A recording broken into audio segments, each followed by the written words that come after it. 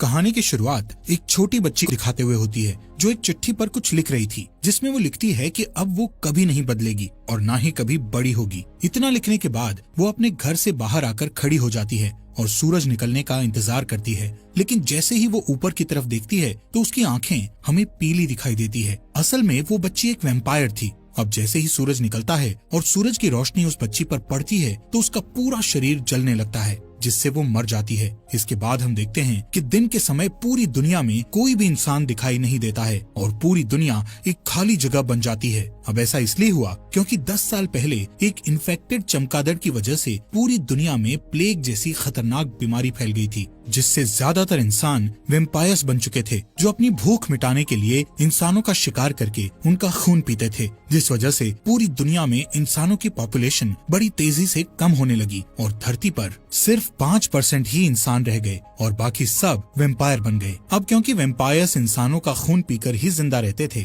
इसलिए इंसानों की पॉपुलेशन कम होने से वैम्पायर्स की भूख मिटाने के लिए इंसानी खून की कमी होने लगी थी। इसलिए वैम्पायर रिसर्चर्स वैम्पायर्स की पॉपुलेशन का पेट भरने के लिए इंसानी खून के जैसे ही खून बनाने में लगे हुए थे। वहीं कुछ अच्छे वैम्पायर्स भी थे जो इंसानों को बचाने के लिए लड़ाई लड़ रहे थे, क्योंकि वैम्पायर्स द्वारा इंसानों को पकड़कर लैब में अपनी खून की जरूरत पूरी करने के लिए पाला और मारा जा रहा था। यहाँ से सीन शिफ्ट होता है और हम रात का समय देखते हैं, जहाँ सड़कों पर फिर से लोग दिखने लगे थे। ये सभी वैम्पायर्स थे जो रात को ही बाहर निकलते थे। ये सारे वैम्पायर्स इंसानों की तरह ही जीते थे और रात होते ही अपने अपने काम पर चले जाते थे। यहाँ पर हम एक बूढ़े वैम्पायर को देखते हैं जो रास्ते से गुजर रहे कुछ वैम्पायर लोगों से ब्लड लेने के लिए उन पर अटैक करने की कोशिश कर रहा था, जिससे वो वैम्पायर्स उस बूढ़े वैम्पायर से डर रहे थे कि तभी वहाँ पुलिस आकर उसे बिजली के झटके देकर कंट्रोल करती है। वहीं हम डॉक्टर एडवर्ड डाल्टन को अपनी कार से अपने काम पर जाते हुए देखते हैं। डॉक्टर एडवर्ड ब्रोमली मार्क्स नाम के एक वैम्पायर की कंपनी में काम करता था। ब्रोमली की ये कंपनी दवा बनाने के साथ साथ वैम्पायर्स को ब्लड सप्लाई भी करती थी। एडवर्ड वहाँ सभी रिसर्चर्स का चीफ था। अब बिल्डिंग की सिक्योरिटी से गुजरने के बाद एडवर्ड एक रूम में जाता है जहाँ इंसानों को पकड़कर मशीनों में जकड़ दिया जाता है और उनका खून निकालकर इस कंपनी के रिसर्चर उस खून पर एक्सपेरिमेंट करते हैं। असल में वो इंसानों के खून जैसा ही नकली खून बनाने की कोशिश कर रहे थे, जिससे वो उस नकली खून से वैम्पायर्स की भूख मिटा सकें, जिनमें उन रिसर्चर्स के साथ एडवर्ड भी शामिल था। असल में एडवर्ड भी एक वैम्पायर था, लेकिन उसे इंसानों को ऐसे मशीनों में कैद रखना बिल्कुल भी सही नहीं लगता था और वो अपने इस काम से बहुत दुखी था। इसलिए वो वैम्पायर होने के बावजूद भी इंसानों का खून नहीं पीता था और सिर्फ जानवरों का ही खून पीता था, वो भी कभी कभार। अब यहाँ से एडवर्ड अपनी लैब में जाकर ह्यूमन ब्लड के जैसा ही ब्लड बनाने की कोशिश करता है, लेकिन उसका ये टेस्ट फेल हो जाता है। इसके बाद वो इस कंपनी की मीटिंग में जाता है, जिसमें उसका बॉस यानी इस कंपनी का मालिक चार्ल्स ब्रोमली, उसी की लैब में काम करने वाला उसका साथी क्रिस्टोफर, सिटी कमिश्नर और एक आर्मी ऑफिसर शामिल होते हैं। अब इस मीटिंग में उन्हें पता चलता है कि जिन वैम्पायर्स को खून नहीं मिल रहा वो एक खतरनाक क्रीचर में बदल रहे हैं, जिनको वो सबसाइडर कहते थे। इंसानी खून न मिलने की वजह से उनके कान लंबे और सर आगे से सिकुड़ गया था और इतना ही नहीं, उनमें सोचने की शक्ति भी कम हो रही थी। ये सबसाइडर्स खून के लिए वैम्पायर्स पर भी अटैक करने लगे थे। इसीलिए फिल्म की शुरुआत में वो बूढ़ा वैम्पायर खून न मिलने से इतना आक्रामक बन चुका था, क्योंकि वो सबसाइडर में बदल रहा था। अब क्योंकि धरती पर ह्यूमन पॉपुलेशन सिर्फ 5% ही बची थी, इसीलिए कंपनी का मालिक उनको कहता है कि हमें जल्द से जल्द इंसानी खून जैसा खून बनाना होगा, नहीं तो खून की कमी की वजह से बाकी वैम्पायर्स भी सबसाइडर बन जाएंगे। मीटिंग के बाद ब्रोमली एडवर्ड को कुछ पर्सनल बात करने के लिए अपने ऑफिस में ले जाता है। वहाँ सर्व की गई कॉफी को ब्लड के साथ मिक्स देखकर एडवर्ड कॉफी पीने से मना कर देता है। इसके बाद ब्रोमली उसे बताता है कि उसे कैंसर हुआ था, लेकिन वैम्पायर बन जाने के कारण वो ठीक हो गया। वो कहता है कि उसकी बेटी वैम्पायर नहीं बनना चाहती थी, इसलिए वो घर से भाग गई थी। ब्रोमली एडवर्ड को कहता है कि मैं जानता हूँ तुम इंसानों को बचाना चाहते हो, इसलिए तुम्हें जल्द ही ह्यूमन ब्लड जैसा ब्लड बनाना होगा। इसके बाद एडवर्ड अपनी लैब में चला जाता है और अपने साथी क्रिस्टोफर के साथ ये सारी बातें डिस्कस करता है। क्रिस्टोफर उसे हिचकिचाते हुए बताता है कि एक बंदर पर टेस्ट कर रहा हूँ और इस टेस्ट को आगे बढ़ाने के लिए मुझे कुछ और टेस्ट करने होंगे, जिससे शायद हम ब्लड बना सकें। कुछ समय बाद रिसर्चर एक कैदी पर टेस्ट शुरू करते हैं। वहीं ब्रोमली और कुछ ऑफिसर्स विंडो से इस टेस्ट को होता देख रहे थे। एडवर्ड उस इंसान के बॉडी में ब्लड का सब्स्टिट्यूट डालता है जिससे पहले वो इंसान थोड़ा अच्छा महसूस करता है, लेकिन बाद में जब पूरा सब्स्टिट्यूट बॉडी में चला जाता है तो वो उल्टी करने लगता है और उसकी बॉडी चेंज होने लगती है और शरीर में छाले पड़ने लगते हैं। रिसर्चर उसे तुरंत पकड़ लेते हैं और एपिमोन नाम की दवा इंजेक्शन के जरिए उसकी बॉडी में डालते हैं, जिससे उसका हिलना बंद हो जाता है और बॉडी पहले जैसी हो जाती है। लेकिन इसके तुरंत बाद उसकी पूरी बॉडी एक्सप्लोड हो जाती है। उस रात एडवर्ड लैब से घर चला जाता है और रास्ते में अपनी कार में न्यूज देख रहा होता है, जिसमें ब्लड की रैशनिंग से होने वाले दंगों के बारे में बताया जाता है। यानी वैम्पायर लोग ब्लड कम दिए जाने की वजह से दंगा करने लगे थे। इसी बीच एडवर्ड के कान खुजलाने लगते हैं और वो आईने में अपने कानों को देखने लगता है जो लंबे और पॉइंटेड होने लगे थे। इस बीच ध्यान बटने की वजह से वो सामने आने वाली कार को नहीं देख पाता है, जिससे लास्ट मोमेंट में उसे कार घुमाकर रोकना पड़ता है। लेकिन वो दूसरी कार सड़क के किनारे लगे घेरे में टकरा जाती है। एडवर्ड हेल्प करने के लिए बाहर आता है, लेकिन उसके हाथ में एक तीर लगती है। तभी दूसरी कार से कुछ लोग बाहर आते हैं जो इंसान थे और उनकी लीडर ऑड्री बेनेट थी, जिसके पास एक क्रॉसबो नाम का हथियार था जो उसे वैम्पायर से प्रोटेक्ट करता था। उसी ने एडवर्ड पर तीर चलाया था। लेकिन अचानक वहाँ पुलिस कार की आवाज आती है। एडवर्ड उन इंसानों से कहता है कि वो लोग उससे न डरें, क्योंकि वो बस उनकी मदद करना चाहता था। फिर वो उन लोगों को अपनी कार में बैठने को कहता है। थोड़ी हिचकिचाहट के बाद वो लोग मान जाते हैं। एडवर्ड अपनी कार का डे प्रोटेक्शन सिस्टम ऑन कर देता है, जिससे सारी विंडोज ब्लैक हो जाती है और जैसे ही पुलिस आती है वो अपने हाथ में लगा हुआ एरो निकाल लेता है। जब पुलिस वाला उससे इंसानों के बारे में पूछता है तो वो इंसानों की गलत डायरेक्शन बताकर कहता है कि वो लोग भाग गए हैं। कार में ऑड्री को एडवर्ड का आईडी बैज मिलता है, जिससे उसे एडवर्ड का पेशा और उसका डेट ऑफ बर्थ पता चलता है। जब पुलिस चली जाती है तो वो लोग कार से निकलते हैं और ऑड्री एडवर्ड को बर्थडे विश करती है। फिर वो सब चले जाते हैं। कुछ समय बाद एडवर्ड घर पहुंचता है और तभी सारे वैम्पायर्स के लिए एक अनाउंसमेंट होती है जो सनराइज के लिए वार्निंग देती है। एडवर्ड घर पहुंचकर डिनर करता है और फिर अपने प्लांट्स की देखभाल करने लगता है। अचानक उसके घर में उसका भाई फ्रैंकी डेल्टन आता है, जो आर्मी में होने की वजह से महीनों से उससे नहीं मिला था। फ्रैंकी एडवर्ड से बर्थडे पार्टी देने के लिए कहता है। इस पर एडवर्ड कहता है कि वो अब 35 साल का हो गया है। फिर फ्रैंकी कहता है कि उन्हें बर्थडे सेलिब्रेट करना चाहिए और उसके लिए वो 100% प्योर इंसान के ब्लड की महंगी बॉटल लेकर आया था। वो 2 ग्लास में ब्लड डालता है और अपने भाई को पिग का ब्लड पीने की बात पर चिढ़ाता है, लेकिन एडवर्ड ब्लड पीने से मना कर देता है और इस बात पर फ्रैंकी को गुस्सा आ जाता है और दोनों में बहस शुरू हो जाती है। फ्रैंकी कहता है कि एडवर्ड इंसान के ब्लड को हाथ नहीं लगाता है, लेकिन अभी भी उसी कंपनी के लिए काम करता है जो अपने फायदे के लिए इंसानों को पालते और मारते हैं। इस पर एडवर्ड कहता है कि ब्लड का सब्स्टिट्यूट तलाशने के लिए उसे ये बुरा काम करना जरूरी है, लेकिन वो फ्रैंकी से भी नाराजगी जाहिर करता है क्योंकि वो आर्मी के लिए इंसानों का शिकार करता है। फिर अचानक एडवर्ड ब्लड की बोतल को उठाकर सारा ब्लड ड्रेन में डालने लगता है कि तभी फ्रैंकी बोतल उसके हाथ से लेकर दीवार में मार देता है। इसके बाद फ्रैंकी जाने की कोशिश करता है, लेकिन एक सबसाइडर उसके रास्ते में आ जाता है और वो नहीं जा पाता। वो क्रीचर किचन में जाता है और दीवार के ऊपर जो ब्लड था उसे चाटने लगता है और उसके बाद टेबल के ऊपर रखे ग्लास को भी चाटता है। इसी बीच फ्रैंकी एक चाकू उठा लेता है, जिससे सबसाइडर चौंक जाता है और फ्रैंकी को दीवार की तरफ धक्का देता है। फ्रैंकी ग्लास के टेबल पर गिर जाता है, जिससे टेबल का कांच टूटकर बिखर जाता है और कुछ सेकंड के लिए फ्रैंकी बेहोश हो जाता है। फिर सबसाइडर एडवर्ड की तरफ बढ़ता है। एडवर्ड एक स्टूल को उठाकर उसे रोकने की कोशिश करता है और साथ ही अपने भाई को होश में लाने के लिए उसका नाम लेकर पुकारता है। फ्रैंकी होश में आ जाता है और फिर चाकू को पकड़ता है। दोनों भाई सबसाइडर पर अटैक करने की कोशिश करते हैं, लेकिन वो जंप करके सीलिंग में लटक जाता है। इससे फ्रैंकी को चांस मिल जाता है और वो उसका सिर काट देता है। कुछ टाइम के बाद पुलिस मामले के बारे में जानने के लिए वहाँ पहुँचती है और कहती है कि अब सबसाइडर शहर में फैल चुके हैं। एक ऑफिसर को उस क्रीचर की एक रिंग मिलती है, जिससे एडवर्ड को पता चलता है कि वो एक लोकल माली था और उसे उसकी बॉडी में खुद के लगाए हुए जख्म भी मिलते हैं, जो खुद को खाने से हुए थे। अगले दिन सिक्योरिटी अलार्म बजने से एडवर्ड की नींद खुल जाती है और जब वो चेक करने के लिए लाइट ऑन करता है तो ऑड्री उसकी तरफ क्रॉसबो एम करके खड़ी दिखाई देती है। ऑड्री कहती है कि उसे ऐसे वैम्पायर की तलाश है जिस पर वो लोग भरोसा कर सकते हैं और इसके लिए उसे एडवर्ड बिल्कुल सही लगता है। वो उसे एक पेपर शीट देती है जिसमें एक मैप बना होता है। एडवर्ड मैप को देख ही रहा होता है कि अचानक एक आवाज आती है और एडवर्ड उस आवाज की तरफ मुड़कर देखता है और इस बीच ऑड्री चुपचाप चली जाती है। एडवर्ड जब उस आवाज को चेक करने जाता है तो पता चलता है कि आवाज फ्रैंकी की है। फ्रैंकी उससे ऑड्री के बारे में पूछता है। एडवर्ड उसे कुछ नहीं कहकर टाल देता है।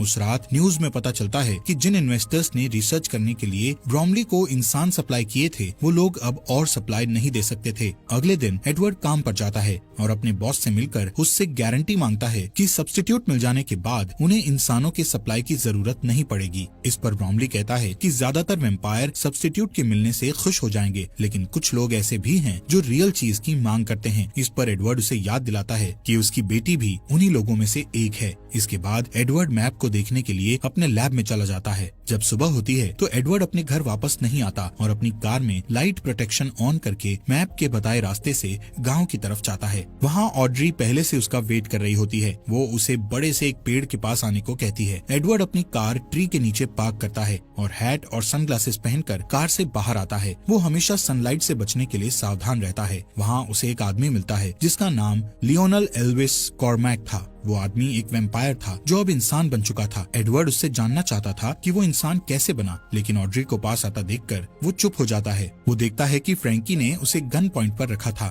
एडवर्ड उसे रोकने की कोशिश करता है, लेकिन वो नहीं मानता और उसे बताता है कि आर्मी की टीम भी आने वाली है। ये सुनकर ऑड्री फ्रैंकी को रोशनी की तरफ धकेलती है और सब जल्दी से एडवर्ड की कार में बैठ जाते हैं। तब तक सोल्जर वहाँ पहुँचकर उन पर फायर करना स्टार्ट कर देते हैं और लियोनेल की गाड़ी भी बर्बाद कर देते हैं। सोल्जर उनका पीछा करते हैं और गोलियां भी चलाते हैं, जिससे कार के डे प्रोटेक्टर में छेद हो जाता है। पहले ऑड्री उसे अपने हाथ से कवर करके मैनेज कर लेती है, लेकिन होल ज्यादा हो जाने के कारण कैमरा भी खराब हो जाता है और एडवर्ड आगे नहीं देख पाता है। फिर लियोनेल ड्राइविंग सीट पर बैठ जाता है ताकि वो रोड को एक होल से देख पाए और एडवर्ड लाइट से छुप जाता है। जब वो लोग कमजोर ब्रिज पर पहुंचते हैं तो लियोनेल बहुत तेजी से ड्राइविंग करके ब्रिज को क्रॉस कर लेता है, जबकि आर्मी ट्रक हैवी होने के कारण ब्रिज टूट जाता है और ट्रक ब्लास्ट हो जाती है और बाकी के लोग पीछे रह जाते हैं। रात होने के बाद वो लोग कार को नदी के पास पार्क करते हैं और लियोनेल एडवर्ड को बताता है कि वो कार में डे लाइट मॉडिफिकेशन लगाने का काम करता था, जो सूरज की रोशनी से कार के अंदर बैठे लोगों को बचाता है और कार में इस तरह के सिस्टम लगाने वाली पहली शॉप उसी की थी। लियोनेल कहता है वेम्पायर्स के लिए दिन में कार चलाना बहुत अमेजिंग होता है क्योंकि दिन के समय सड़कें खाली होती थी, लेकिन इसमें रिस्क भी था क्योंकि एक तो सूरज की रोशनी में दिखाई नहीं देता और दूसरा उन्हें अपने शरीर को भी सूरज की रोशनी से बचाना होता है और इस चक्कर में एक्सीडेंट होने का डर रहता है। और लियोनेल के साथ भी वही हुआ था। एक दिन जब वो दिन के समय ड्राइविंग कर रहा था तो उसे कुछ दिखाई नहीं दे रहा था और उसने कुछ खाया भी नहीं था, इसलिए उसकी एनर्जी भी कम हो गई थी और कार गलती से रिवर फेंस में टकरा गई थी। क्रैश की वजह से वो कार के साथ रिवर में गिर गया था और रिवर में गिरने से पहले कार में आग लग गई थी। जब वो रिवर से बाहर आया तब वो वापस इंसान बन गया था। उसकी बात पूरी होने पर ऑड्री एडवर्ड से कहती है कि वो भी सेफ्टी के साथ ऐसी ही सिचुएशन पैदा करे ताकि वो फिर से इंसान बन सके। दूसरी तरफ कंपनी में ब्रोमली अपनी बेटी के कुछ पिक्चर्स देख रहा होता है, तभी फ्रैंकी वहाँ आता है। ब्रोमली उसे कहता है कि अगर एडवर्ड तुरंत वापस आ जाए तो उस पर कोई केस नहीं लगेगा। इस पर फ्रैंकी कहता है कि ब्रोमली उससे जो कुछ भी करने को कहेगा वो करने को तैयार है। इस बीच एडवर्ड और उसके साथी इंसान कार में अपने घर जा रहे होते हैं। एडवर्ड बार बार ऑड्री की नेक को देखता है। ऑड्री ये नोटिस करती है और उसके पॉइंटेड ईयर्स को देखती है तो समझ जाती है कि उसे खून की प्यास लगी है। फिर वो अपना हाथ काटकर उससे निकलने वाले ब्लड को एक कप में इकट्ठा करती है और उसे पीने को देती है। एडवर्ड पहले तो मना करता है, लेकिन जब ऑड्री उससे कहती है कि वो अपने आसपास के इंसानों को सेफ देखना चाहती है तो वो ब्लड पी लेता है। कुछ घंटों के बाद वो लोग एक पुराने अंगूर के बागीचे में पहुंचते हैं जिसे विनयार्ड कहा जाता है। वहाँ एडवर्ड की मुलाकात कुछ और लोगों से होती है जिनका लीडर जार्विस नाम का आदमी होता है, जो बचे हुए इंसानों को ढूंढने में उनकी हेल्प करता है। घर के अंदर जाने के बाद वो वेम्पायर पॉलिटिशियन वेस टर्नर से मिलता है जो ह्यूमन राइट्स के लिए लड़ता है और इंसानों की जान बचाने में हेल्प करता है। उधर कंपनी में ब्रोमली देखता है कि उसकी मशीन इंसानों से खाली हो चुकी है और अब वहाँ कोई इंसान नहीं बचा था। रिसर्चर एक ह्यूमन बॉडी को निकाल के लाते हैं जिसमें से पूरा ब्लड निकाला जा चुका था और अब वो किसी काम का नहीं रहा था। यहाँ सीन शिफ्ट होता है और मेट्रो स्टेशन पर एक कॉफी शॉप को दिखाया जाता है जहाँ एक आदमी शिकायत करता है कि उसकी कॉफी में ब्लड नहीं है। इस पर वहाँ काम करने वाली औरत कहती है कि उसे कॉफी में सिर्फ 5% ब्लड मिलाने का ऑर्डर है,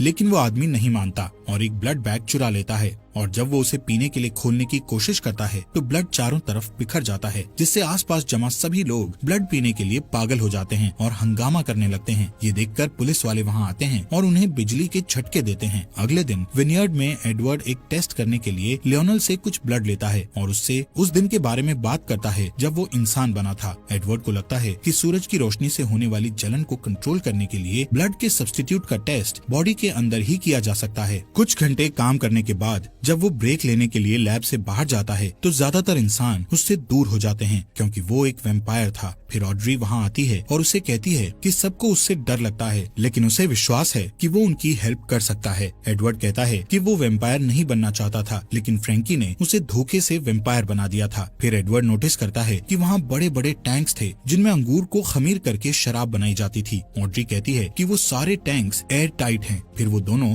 उसे देखने के लिए उसके नीचे जाते हैं। टैंक में एयर निकालने वाली मशीन लगी थी जो टैंक के अंदर की हवा को तेजी से बाहर निकाल रही थी। ये देखकर एडवर्ड को लगता है कि वो लोग उसका इस्तेमाल आग बुझाने के लिए कर सकते थे। फिर वो लोग अपने एक्सपेरिमेंट पर काम करना शुरू करते हैं। इस बीच आधी रात को जार्विस का ग्रुप बचे हुए इंसानों को विनयार्ड लेकर जा रहा होता है, जिसमें ब्रोमली की बेटी एलिसन भी थी। तभी उसकी कार के टायर पर कोई शूट करता है, जिससे कार को रोकना पड़ता है। वो लोग अपना हथियार लेकर कार से बाहर निकलते हैं, लेकिन आर्मी उन्हें चारों तरफ से घेर लेती है और थोड़ी देर तक फाइट करने के बाद सारे इंसान हार जाते हैं। एलिसन विनयार्ड से कांटेक्ट करने की कोशिश करती है, लेकिन थकान से बेहोश हो जाती है। फ्रैंकी उसके हाथ से वॉकी टॉकी ले लेता है और लोकेशन का पता लगाने के लिए उस कॉल को ट्रैक करता है। उधर विनयार्ड में सारे इंसान अपना अपना सामान इकट्ठा करके अपनी कार में बैठ रहे होते हैं और सुरक्षित जगह जाने के लिए टर्नर को फॉलो करते हैं, लेकिन एडवर्ड वहीं रहना चाहता था क्योंकि उसे एक्सपेरिमेंट करना था। लियोनल और ऑड्री भी उसकी हेल्प करने के लिए रुक जाते हैं।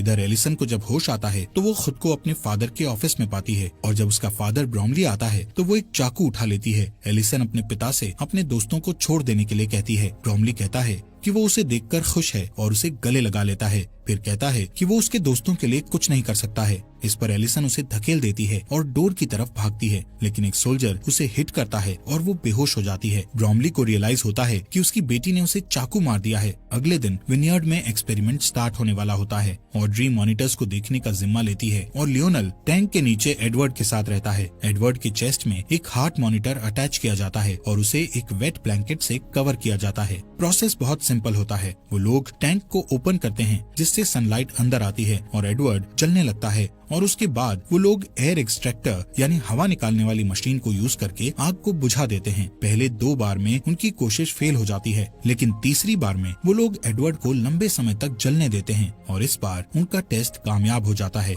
और एडवर्ड इंसान बन जाता है। वो लोग बहुत खुश होते हैं, लेकिन तभी आर्मी आ जाती है और वो लोग बचने के लिए शराब के बैरल में छुप जाते हैं। दूसरी तरफ कंपनी में फ्रैंकी ब्रोमली के पास जाता है जिसका इलाज चल रहा था। ब्रोमली फ्रैंकी से अपनी बेटी के लिए कुछ करने को कहता है और फ्रैंकी एलिसन को देखने के लिए चला जाता है। एलिसन अभी भी वैम्पायर नहीं बनना चाहती थी, लेकिन फ्रैंकी उसे अपने दांतों से काट लेता है ताकि वो वैम्पायर बन जाए। इधर विनयार्ड में तीनों इंसान अपने छुपने की जगह से निकलते हैं। एडवर्ड बाहर जाता है और पहली बार सनलाइट जब उसकी स्किन को टच करती है तो उसे बहुत अच्छा लगता है। लियोनल अपनी पुरानी कार निकालता है। इस बीच कंपनी में ब्रोमली अपनी खाली मशीन को देखने के बाद अपनी बेटी से मिलने जाता है। एलिसन को पीने के लिए ब्लड दिया जाता है, लेकिन वो ब्लड नहीं पीती। ब्रोमली उसके पास जाता है और देखता है कि वो खुद को अपने दांतों से काट रही थी, जिससे वो इन्फेक्टेड हो गई थी। फिर वो अपने फादर पर अटैक करती है और सारी चीजों के लिए उसे ब्लेम करती है। तब एलिसन को वहाँ से हटा दिया जाता है और हर जगह सैनिक कानून लागू कर दिया जाता है, जिसके बाद वो लोग सड़कों पर सबसाइडर से फ्रीली लड़ सकते थे। इस दौरान ऑड्री, एडवर्ड और लियोनल टर्नर के कैबिन में आते हैं, जहां वो देखते हैं कि सारे इंसान मर चुके हैं। ऑड्री को लगता है कि अब कोई उम्मीद नहीं बची, लेकिन एडवर्ड कहता है कि वो किसी को जानता है जो उनकी मदद कर सकता है। इस बीच क्रिस्टोफर को लैब में दिखाया जाता है, जो अभी भी एक्सपेरिमेंट कर रहा था। उधर आर्मी सबसाइडर्स को घसीटकर सनलाइट में मरने के लिए लेकर जा रही होती है और एलिसन भी उनमें से एक होती है। उसे मरता देखकर फ्रैंकी को अपनी गलती का एहसास होता है। उस रात क्रिस्टोफर अपने घर आता है तो एडवर्ड, ऑड्री और लियोनल को अपने लिए वेट करते हुए देखता है। एडवर्ड उससे कहता है कि उसके पास एक सोल्यूशन है जो सब्स्टिट्यूट से बेटर है और उसे हेल्प करने के लिए कहता है। उनकी बातचीत फोन रिंग होने की वजह से रुक जाती है। क्रिस्टोफर कॉल रिसीव करने के लिए चला जाता है। जब उसे आने में लेट हो जाता है तो सबको शक होता है और ऑड्री चेक करने उसके पीछे जाती है। एडवर्ड और लियोनल उसके कोट को चेक करते हैं। यहाँ पता चलता है कि क्रिस्टोफर ने अपना फोन शुरुआत से कंपनी के साथ कॉल पर रखा हुआ था और कंपनी के सभी लोग जान गए थे कि एडवर्ड और उसके साथी कहाँ हैं। अचानक वहाँ आर्मी आ जाती है और फाइट में ऑड्री बेहोश हो जाती है और उसे पकड़ लिया जाता है। लियोनल और एडवर्ड रोड पर बनी हुई टनल के जरिए वहाँ से बच निकलते हैं और एक पुरानी सुनसान बिल्डिंग में छुपने का फैसला करते हैं, लेकिन वहाँ एक सबसाइडर उन पर अटैक कर देता है। तभी फ्रैंकी वहाँ आ जाता है और उस क्रीचर को शूट कर देता है। वो नोटिस करता है कि उसका भाई इंसान बन गया है। ये देखकर फ्रैंकी कहता है कि उसने एडवर्ड को इसलिए वैम्पायर बनाया था क्योंकि वो उसे मरता हुआ नहीं देखना चाहता था। वो अपनी गलती के लिए माफी मांगता है और अब उनकी हेल्प करना चाहता है, लेकिन जब लियोनल पास आता है तो फ्रैंकी को खून पीने की तलब होती है और वो उसे काटने के लिए उस पर जंप कर देता है। एडवर्ड उसे पकड़ लेता है और उसे धक्का देकर लियोनल से दूर कर देता है और उसे शूट करने ही वाला होता है, लेकिन कुछ नोटिस करके रुक जाता है। कुछ समय बाद एडवर्ड कंपनी की बिल्डिंग में एंटर करता है और अपने सारे अलार्म ऑफ कर देता है। सिक्योरिटी उसे पकड़ के ब्रॉमली के ऑफिस ले जाती है। वहाँ वो देखता है कि ब्रॉमली ऑड्री का हाथ काटकर उसका ब्लड पी रहा था। एडवर्ड कहता है कि वो सारी बातों के लिए दुखी है और फिर से वैम्पायर बनना चाहता है। उसकी बात सुनकर ऑड्री को लगता है कि एडवर्ड उसे धोखा दे रहा है और वो अपसेट हो जाती है, पर ब्रॉमली कहता है कि अब उसे सब्स्टिट्यूट मिल गया है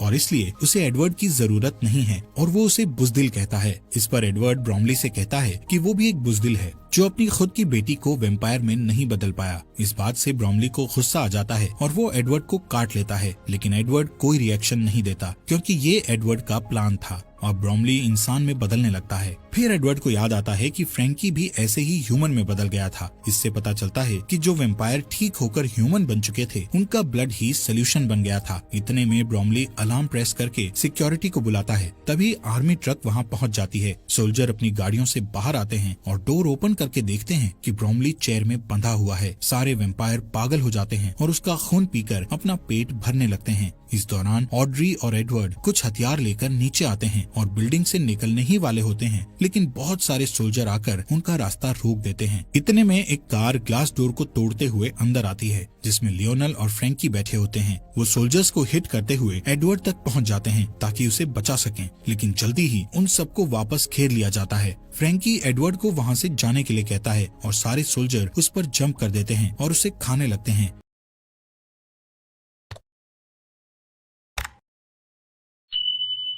एडवर्ड को अपने भाई की मौत पर दुख होता है। तभी सिक्योरिटी वाले ऑड्री को अपने साथ ले जाते हैं और एडवर्ड उसे बचाने सिक्योरिटी रूम तक उन्हें फॉलो करता है, जहां बहुत स्ट्रगल के बाद वो वैम्पायर 2 गार्ड्स को मार देता है और तीसरे गार्ड को मारने में ऑड्री की मदद करता है। इसके बाद वो सिक्योरिटी कैमरा में देखता है कि फ्रैंकी को खाने वाले सोल्जर इंसान बन गए हैं और जो सोल्जर बचे हुए थे वो ह्यूमन सोल्जर पर अटैक करने लगे हैं। इसके बाद एडवर्ड और ऑड्री लॉबी में वापस आ जाते हैं। सिर्फ कुछ ह्यूमन सोल्जर ही बच पाते हैं। इसके बाद क्रिस्टोफर आता है और कुछ सोल्जर्स को शूट कर देता है। फिर वो एडवर्ड और ऑड्री को भी शूट करने वाला होता है, लेकिन अचानक एक एरो उसके चेस्ट पर लगती है और वो मर जाता है। ये एरो लियोनल ने उन्हें बचाने के लिए चलाया था। फिर ऑड्री उसे हक करती है। एडवर्ड अपने भाई की बॉडी और सूरज की रोशनी को अंदर आते हुए देखता है। फिर वो तीनों लियोनल की कार में बैठ जाते हैं और एडवर्ड कहता है कि अब उनके पास क्योर है और वो अब सबको पहले जैसा कर सकते हैं। इसी के साथ ये मूवी खत्म हो जाती है।